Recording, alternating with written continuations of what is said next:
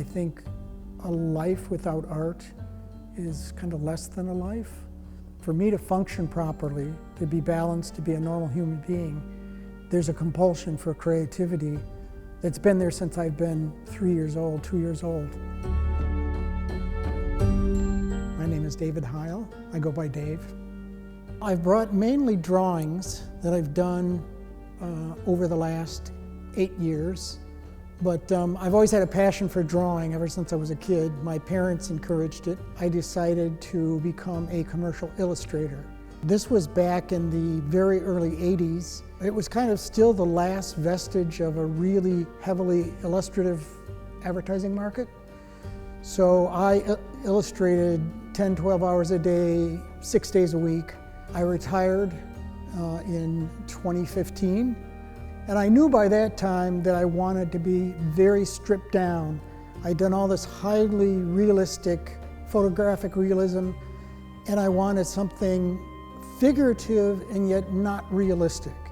So I elongated the forms, I overlapped things, I dropped out images behind other lines, and I limited myself purposely to 3 basic tools, and that is a 2B graphic pencil, a terracotta pastel pencil, and a white charcoal pencil.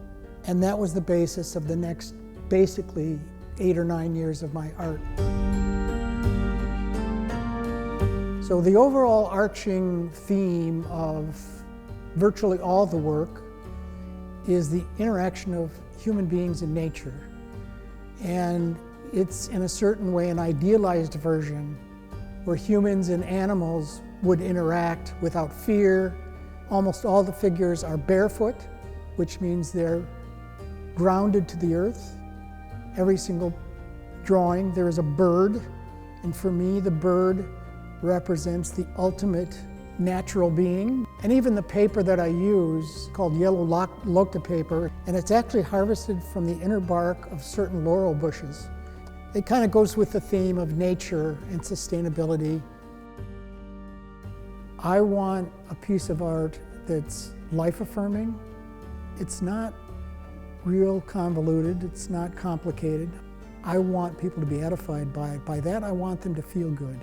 When they look at it, I want them to think about the natural world, our place in it. That's kind of my goal.